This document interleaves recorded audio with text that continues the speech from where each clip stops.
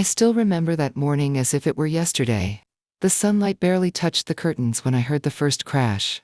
I rushed out of my small bedroom, only to see my porcelain vase, the one my late husband had gifted me on our 25th anniversary, lying shattered on the floor. My son Daniel stood by the window, his face red with anger. He didn't look like my boy anymore. His eyes, those same eyes that once looked at me with love, were filled with something darker.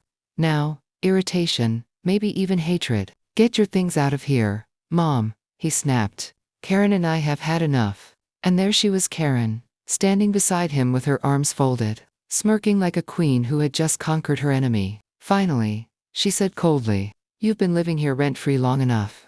We need our privacy now." I froze. My breath caught in my chest.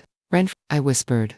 "Daniel, this is my house. I paid for it, But before I could finish, Daniel picked up a photo frame, my wedding picture, and hurled it out the window. The glass shattered against the pavement below. Karen laughed loudly. It wasn't the kind of laughter that came from joy. It was cruel, sharp, cutting. "Go on, Danny," she said mockingly. "Show her who's in charge now." My legs gave out beneath me, and I grabbed the side table to keep from falling. My hands trembled as I looked at my son, the child I had raised with love. Sleepless nights, and endless sacrifice. I found him in an orphanage 45 years ago. He was just 6, fragile, lonely, terrified of the dark. The day I adopted him, he clung to my dress and said, "Will you ever leave me, Mommy?" I smiled through my tears and promised, "Never, my love, never." But today, he was the one leaving me. Karen's voice sliced through my memories. "She's old, Daniel. She needs to be in a nursing home. We can't afford her medicine and bills anymore. She's just slowing us down." Her words felt like knives. I looked at Daniel, hoping he'd defend me, hoping the boy I raised still existed somewhere behind that cold expression. But he looked away. "She's right, Mom. It's for the best." The world around me blurred. All the years I had worked double shifts, skipped meals, sold my jewelry just to pay for his college. All of it flashed before me like cruel ghosts of my own choices. I wanted to scream. I wanted to beg him to remember who I was, his mother, his protector, his reason for having a home at all. But my voice broke before the words could form. So I turned, quietly, and went to my room. My hands shook as I folded my clothes into an old suitcase. My heart pounded with each zip, every sound echoing like the cracking of bones. I picked up the framed photo of Daniel as a child, his little arms around my neck, his toothless smile, and pressed it to my chest. Then, as I stepped out of that house, my own house, I felt the cold wind slap my face. Behind me, Karen's laughter followed, cruel and triumphant. "She'll be fine," she said. "Old people always find somewhere to rot." I wanted to look back, but I couldn't. The tears were blinding, my feet were heavy, my body weak. But something deep inside me whispered, "This isn't the end."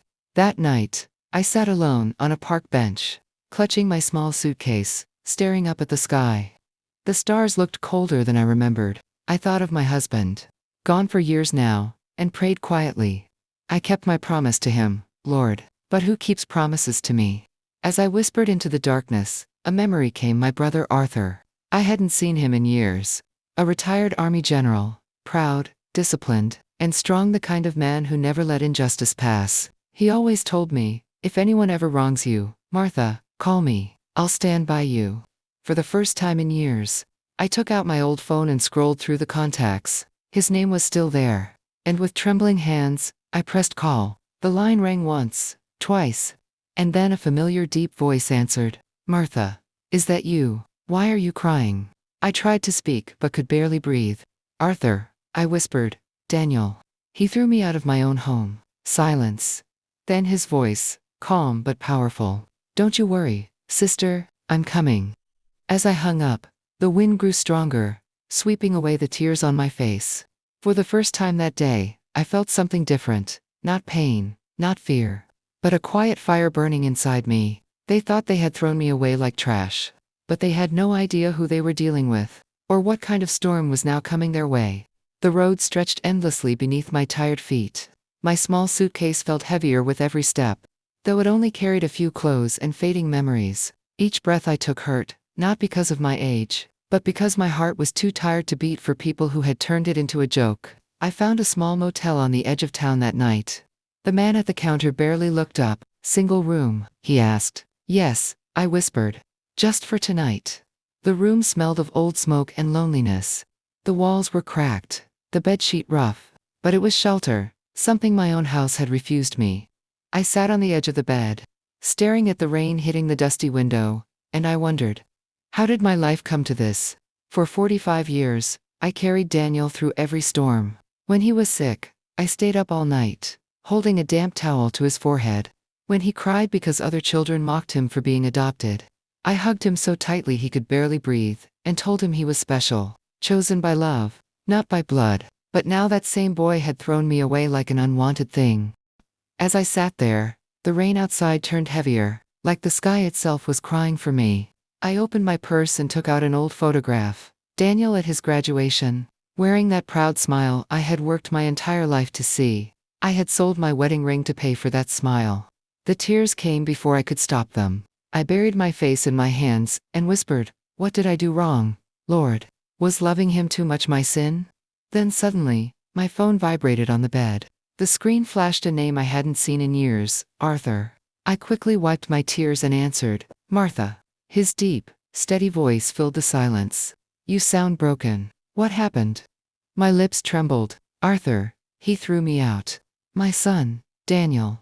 He said I was a burden. He smashed my things. Arthur." For a few seconds, there was only silence. Then his voice changed calm, but edged with fury. Greater than, "Stay where you are. I'm coming tonight." I tried to protest. "Arthur, it's late. I'll be fine. Don't trouble yourself." But he cut me off. "Greater than, you're my sister, Martha. You've never been anyone's burden. They've forgotten who raised them. I'll remind them." When the call ended, I felt a strange warmth spread through my chest. The warmth of not being alone anymore. 2 hours later, a black car pulled up outside the motel. The headlights cut through the rain like blades. I stepped outside, clutching my scarf tightly around my shoulders. And there he was, my brother, Arthur. Even in his 70s, he still stood tall, straight back, his presence commanding respect without a word. His uniform jacket, neatly pressed, carried the weight of his years of service. He looked at me, his eyes softening the moment they met mine. "Martha," he said quietly, "what have they done to you?" I tried to smile. "Just life, I suppose." But when his eyes fell on my bruised hands and the tear-stained suitcase, his expression hardened. He guided me to the car, opened the door gently, and once I was seated, he drove in silence. After a while, he asked, "Is the house still in your name?" I hesitated. "Yes, I told Daniel I'd sign it over years ago, but I never did." Arthur nodded slowly. "Good, then you still have the power they think they stole. Don't say a word to them yet. Let's visit them together tomorrow morning." My heart skipped. "Arthur, please, I don't want drama." But he smiled faintly. "This isn't drama, sister, this is justice." That night, he let me rest in his guest room, neat, warm, smelling of lavender and peace. As I lay there, wrapped in the comfort of safety, I could hear him on the phone, his voice low but firm, giving instructions to someone. Before I drifted to sleep, I whispered a silent prayer, not for revenge, but for strength. Strength to face the child who had forgotten what a mother's love costs. Morning came too soon. The sun was sharp, the air crisp. Arthur stood at the door, dressed in his formal coat, medals gleaming faintly on his chest. He looked at me and said softly, "Let's go home, Martha." My heart tightened at those words. Home. The same home where I was told I didn't belong. But this time, I wouldn't walk there as a broken woman. I'd walk there with my head high, beside the one man who'd never let me fall. As we drove toward that house, I felt a mix of fear and power rising inside me. My trembling hands turned into fists on my lap. They thought I was weak. They thought I had nowhere to go. But today, they were going to learn that even the quietest mother can roar when she's been betrayed too deeply. And with my brother by my side, a man who had fought wars for justice, my battle was about to begin. The road to my house felt longer than ever that morning. Every street, every turn, whispered a memory. I remembered Daniel learning to ride his bike on the corner, falling and crying until I kissed his knees. I remembered hanging curtains with him when we first moved in. He was only 10. Laughing, asking if the house would always smell like my apple pie. And now, That same house had become my battlefield. Arthur drove in silence, his jaw tight, his eyes focused ahead, the calm before a storm. When we finally reached the gate, I froze. My heart thudded painfully in my chest. The house looked the same, white walls, roses by the porch, but it didn't feel like mine anymore. Arthur parked and turned to me. "Martha," he said gently, "don't be afraid. You're not alone this time." I nodded, clutching my scarf. I don't want to hate my son, Arthur." He placed a hand on mine. "You don't need to hate him. You just need to show him what respect costs." We stepped out of the car together. Karen was on the porch, watering plants in her silk robe. The moment she saw us, she stiffened. Her smile faltered, but then returned, fake, tight, insincere. "Oh, Martha. And General Arthur, what a surprise." Arthur's gaze didn't waver. "Surprise. You'll find this one unpleasant." Daniel appeared behind her, his face pale. He hadn't shaved, his eyes restless.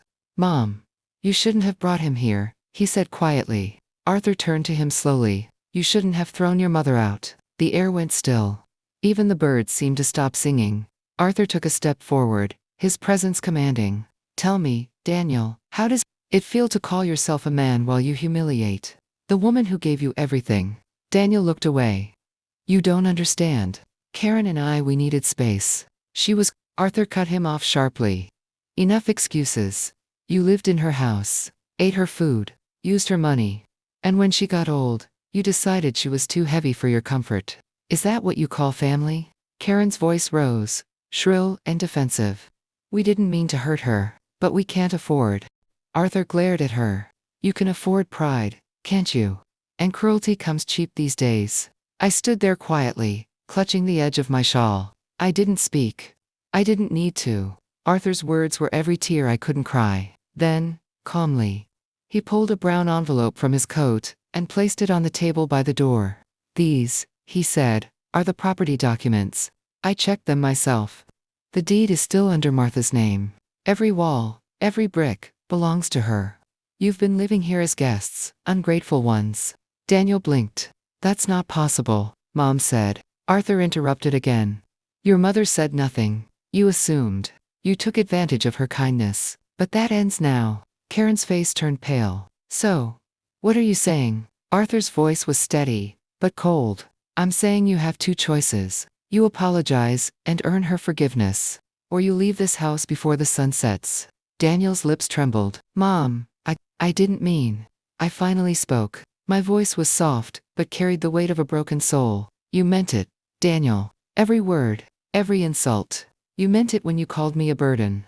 When you threw away the memories of your own childhood." He stepped closer. "Mom, please." But I stepped back. Tears filled my eyes. "No, Daniel. I begged life to give me a son, and God gave me you. But love without respect is nothing.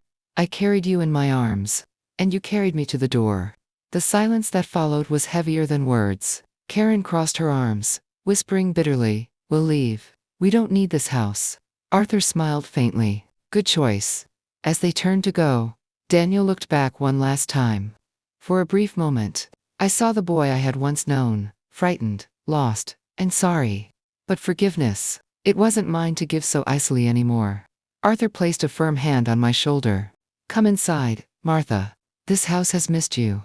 As I stepped through the door, something inside me shifted. The air smelled familiar again. The walls felt warm. This was still my home, not because I owned it on paper, but because my memories lived here. My love lived here, and no betrayal could erase that. When Arthur closed the door behind me, it wasn't just the end of their cruelty, it was the beginning of my peace. That night, as the wind whispered outside, I sat in my living room, surrounded by broken pieces of the vase Daniel had thrown. I picked one up, traced its sharp edge, and smiled sadly. "I'll keep these," I murmured, "to remind me how strong I became when everything fell apart." And somewhere deep inside, I knew this wasn't just justice. It was redemption. That night, silence filled the house, like never before. For the first time, my son and Karen had no words, no cruel laughter, no arrogant smirks. My brother had left earlier that evening, but his presence still echoed through every corner of the house. His words had struck deeper than any punishment could. The next morning, I woke up early and sat by the window, sipping tea. the same window from which my son had thrown my belongings just days ago. But now, sunlight poured through it. Warm and soft, as if life itself was telling me I had survived. Karen came downstairs, her face pale and swollen from crying. She didn't meet my eyes. My son followed, his shoulders slumped. No longer the proud man who once called me a burden. He placed an envelope on the table, trembling hands, wet eyes. "Mom." His voice broke. "We're leaving the house. It's yours. I don't deserve to stay here anymore." I didn't respond immediately. I looked at him, the boy I had raised, loved, and protected more than myself.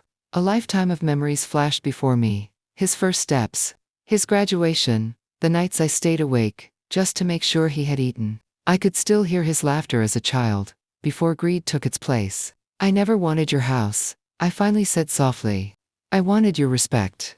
But that, my son, you threw out of the window long before my things." He broke down then, falling to his knees, his voice trembling like a lost child. "I'm sorry, Mom. I didn't realize what I was doing. Karen made me think."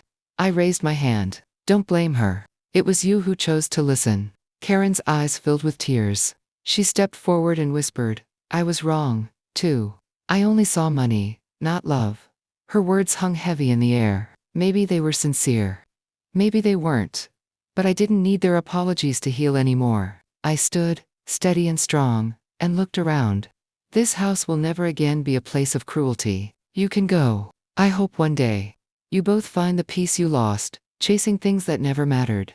They left quietly, without another word. The sound of the door closing was both painful and freeing.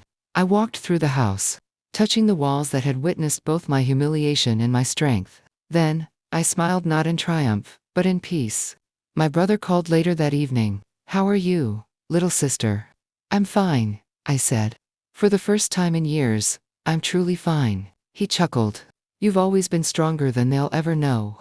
As the sun set, I sat once more by the window, the same one that had once been a symbol of my pain. Outside, the garden bloomed again. I realized, no matter how cruel the world becomes, a mother's love never truly dies. It may be buried under betrayal and heartbreak, but it rises again, stronger, wiser, and unshakable. Never mistake a parent's silence for weakness. One day, the same hands that raised you may be the reason you fall, not out of hate, but out of justice.